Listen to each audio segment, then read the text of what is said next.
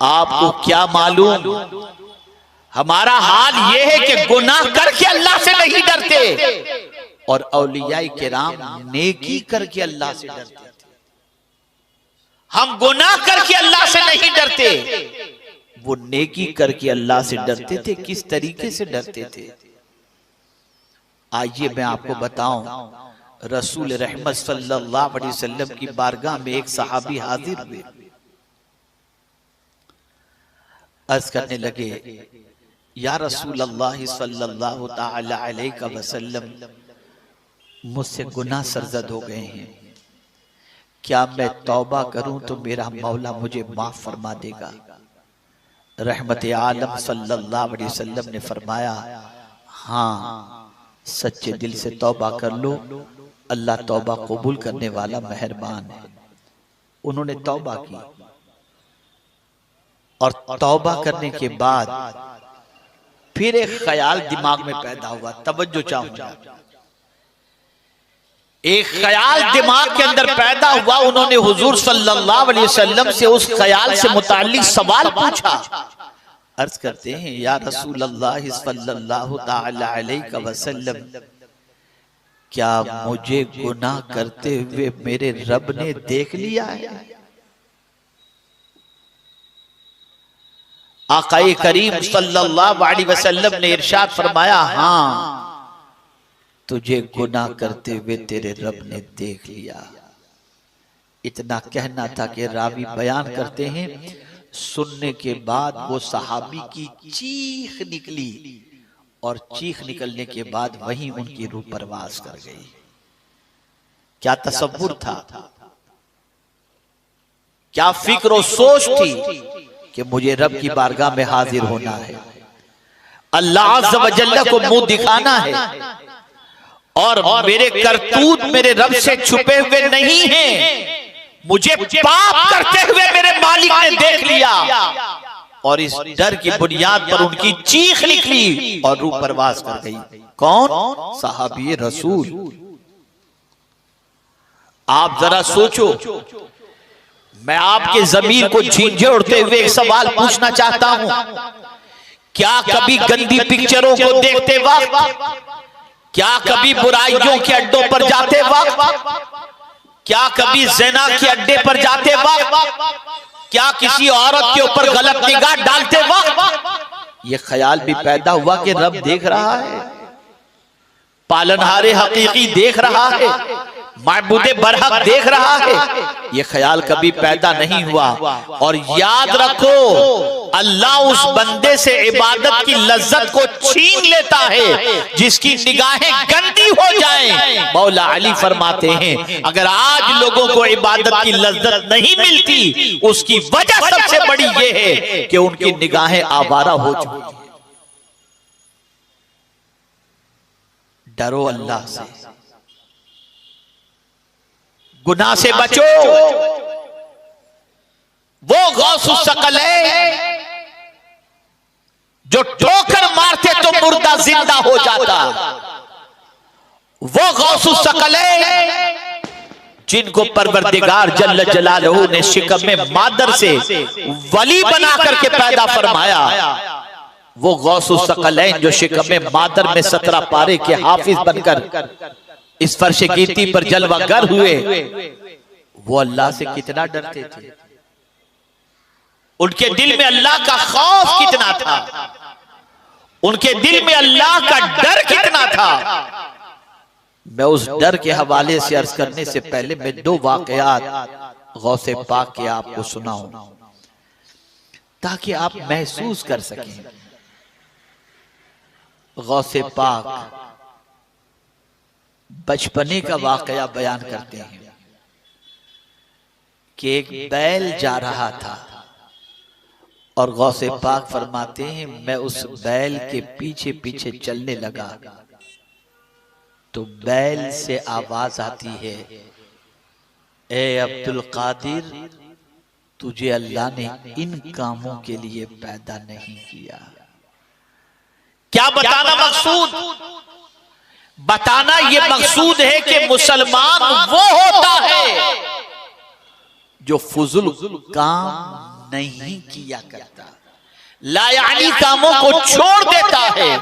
और आज अगर मुसलमान की पहचान देखी जाए तो जितने फालतू काम है सब करता हुआ मुसलमान दिखाई देता है।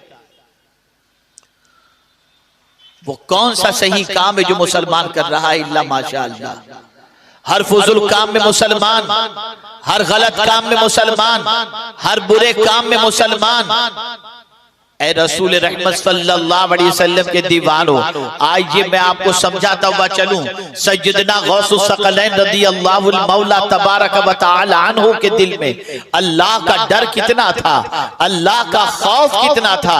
मेरे प्यारे आका सल्लल्लाहु अलैहि वसल्लम के प्यारे दीवानों, काबतुल्लाह की दहलीज पर जब गौसुस सकलैन रज़ियल्लाहु तआला अन्हु पहुंचते हैं तो काबे के दरवाजे पर गौसे पाक रज़ियल्लाहु तआला अन्हु अपने सरे अनवर को झुका देते हैं और अल्लाह की बारगाह में अर्ज करते हैं, ए अल्लाह अब्दुल कादिर के गुनाहों को माफ फरमा दे।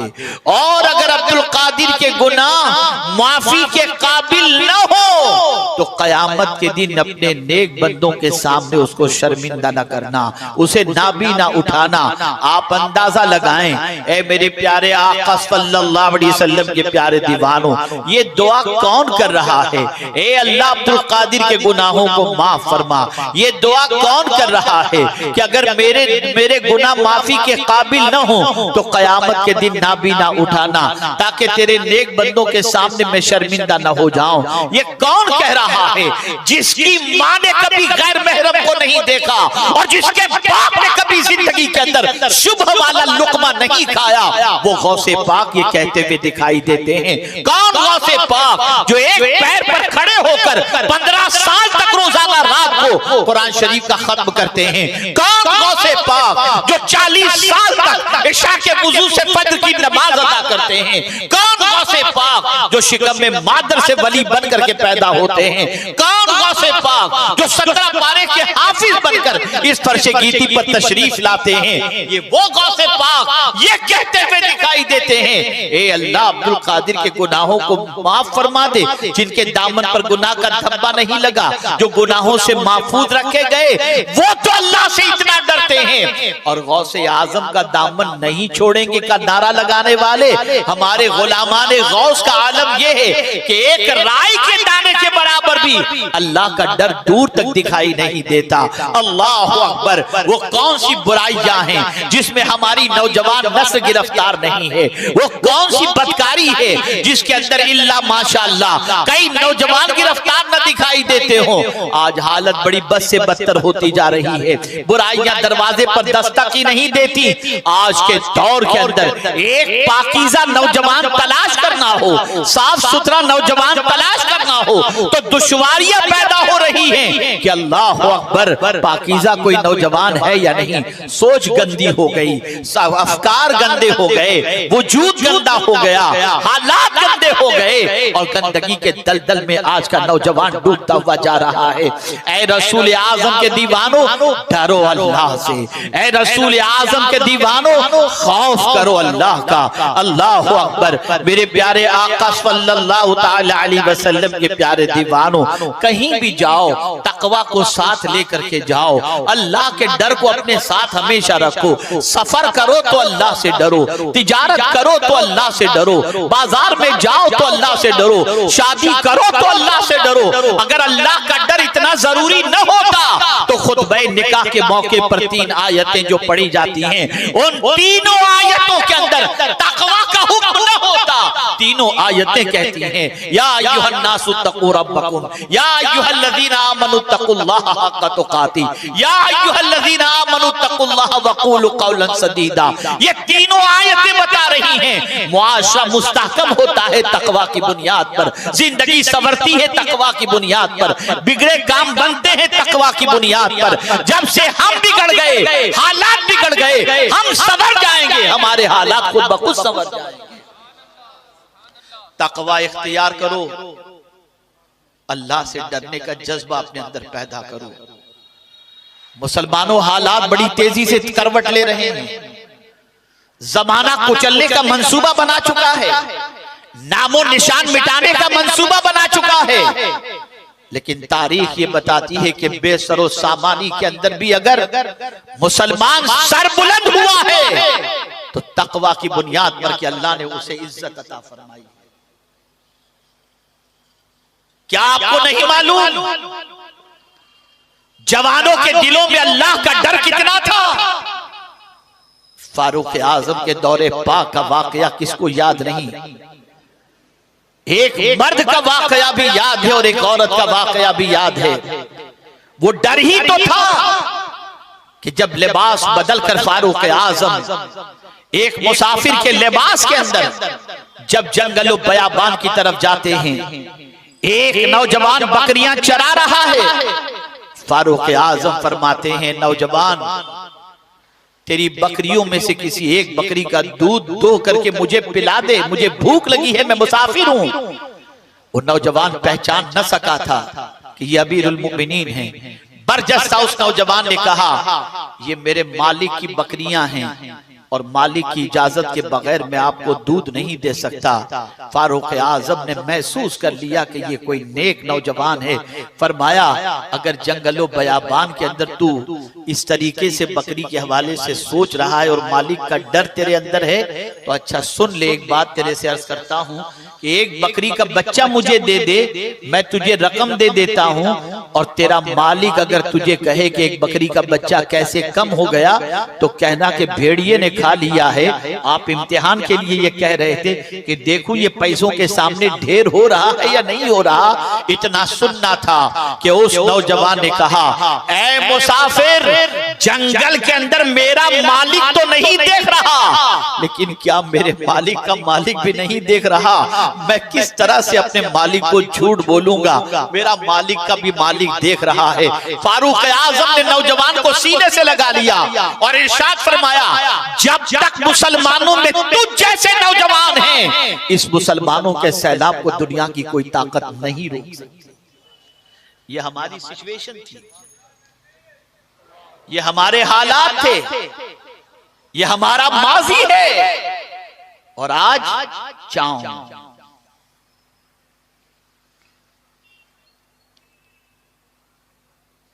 डर खत्म हो गया। गौसे पाक रदी अल्लाहुल मौला तबारक व तआला फरमाते, सच्चाई क्या है? अल्लाहु अकबर, अल्लाहु अकबर। इरशाद फरमाते हैं कि जहां तुम्हारे सामने झूठ बोलना नागुजीर हो जाए कि अब झूठ बोले बगैर तुम्हें फायदा नहीं पहुंचेगा, एकदम तुमको यकीन हो जाए कि यहां मैं झूठ बोलूंगा तभी मुझे फायदा पहुंचेगा, फरमाते ऐसे वक्त में तुम सच बोलो, अल्लाह तुम्हारे लिए रिस्क के दरवाजे खोल दे। आज कस्टमर के मामलात को देखकर, दिगर चीजों को देखकर झूठ के दरवाजे को खोल दिया जाता है। मुसलमान कहता है कि आज के दौर में इस्लाम पर अमल करना दुश्वार है। मैं कहता हूं अमल करना दुश्वार नहीं है, तुम करके तो देखो, तुम आगे बढ़कर तो देखो, अल्लाह आसानियां पैदा फरमाएगा। युरीदुल्लाहु बिकुमुल युस्र वला युरीदु बिकुमुल उस्र। अल्लाह तुम्हारे लिए आसानी चाहता है, दुश्वारी नहीं चाहता। वो इतना मेहरबान है अपने बंदों पर, इतना मेहरबान है, इतना मेहरबान है, जहां कोई रोजी नहीं पहुंचा सकता उस जगह पर मेरा मौला शिकम में मादर में रोजी पहुंचाता है। ये उसकी शान है, ये उसकी कुदरत कामिला है। अर्ज करने का मंशा ये है, डरो अल्लाह से। आप जानते हैं बसा औकात इंसान का इतना सख्त इम्तिहान होता है, जवानी शबाब पर है, लिबासे फाखरा ज़ेबे तर किए हुए इंसान, और जमाने की एक खूबसूरत लड़की देख करके ये चाहती है कि इसको मैं अपने दामे फरेब के अंदर गिरफ्तार कर लूं, और वो इशारे भी करती है, वो नाजो नखरे भी करती है और गुनाह की दावत भी देती है, और बंदे के कदम उस वक्त डगमगाने लगते हैं कि मैं अपनी ख्वाहिश को पूरी करूं या न करूं, नफ्स की ख्वाहिश की तकमील करूं या न करूं। एक जवान दोशीज़ा गुनाह की दावत दे रही है, जिसे पाने के लिए लोग मेहनत तो मशक्कत करते हैं, लेकिन ज़ातो जमाल खूबसूरत हुस्न वाली औरत सामने से गुनाह के लिए आवाज दे रही है।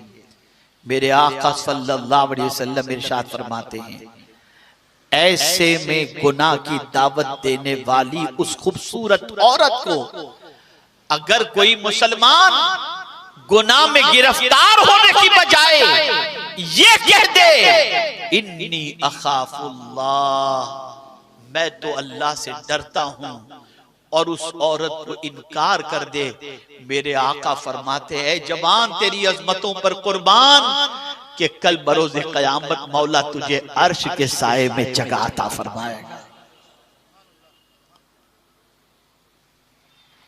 आज जरा देख लीजिए हालात, और अब वक्त इतना नहीं कि मजीद इसी पर मैं गुफ्तगू कर सकूं। सवाल ये पैदा होता है, ये तकवा पैदा क्यों नहीं हो रहा, ये अल्लाह का डर दिल में पैदा क्यों नहीं हो रहा, ये खौफ पैदा क्यों नहीं हो रहा। अल्लाह वाले नेकियां करके डरते थे और हम गुनाह करके बेखौफ क्यों हैं। एक ही वजह है, हम जाहिल हैं, हमारे पास इल्म नहीं। जहां इल्म आता है वहां पर अल्लाह का डर भी आ जाता है। मिसाल के तौर पर मैं आपको बताऊं, क्या वजह है कि सांप को आता हुआ देखकर इंसान भागता है। क्या वजह है कि आग के अंगारे की तरफ बच्चा बढ़ रहा हो तो बाप पकड़ लेता है। वजह यह है कि इल्म है कि आग जला देगी, इल्म है कि सांप काटेगा तो उसके जहर से इंसान मर जाएगा। लेकिन एक दूध पीते बच्चे को इल्म नहीं होता तो वो सांप को पकड़ने जाता है, आग की तरफ लपकने जाता है।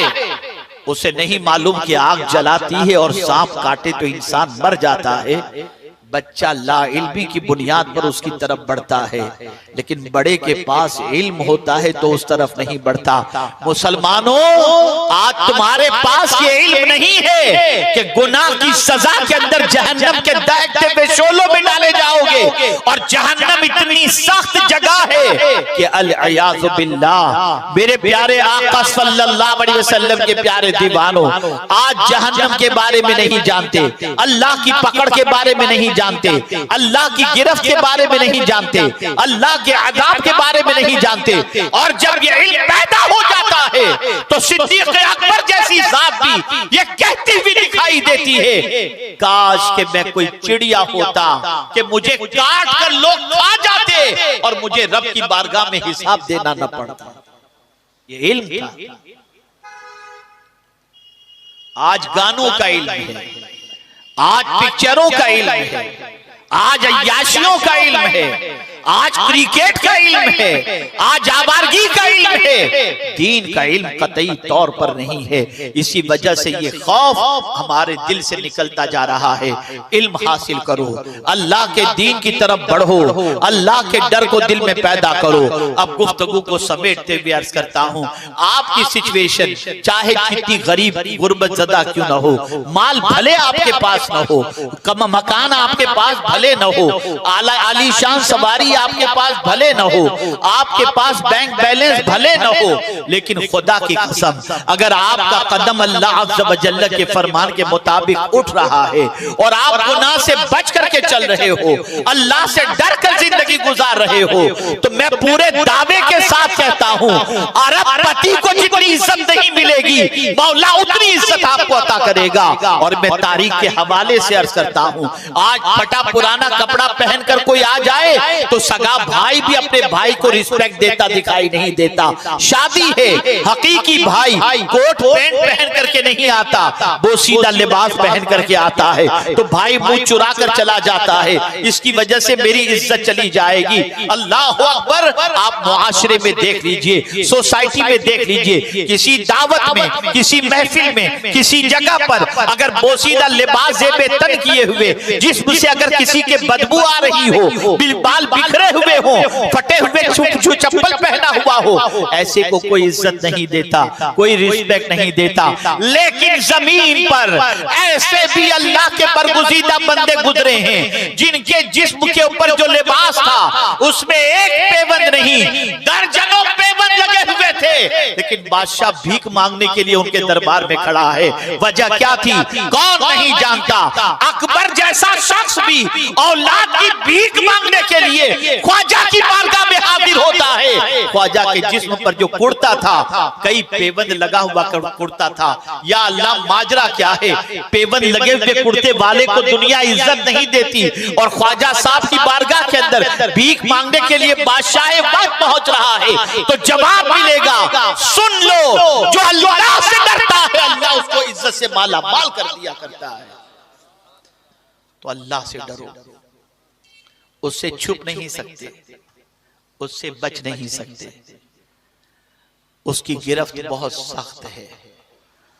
उससे डरो, अपनी जिंदगी को कानून इलाही और कानून रसूल सल्लल्लाहु अलैहि वसल्लम के सांचे में ढालो।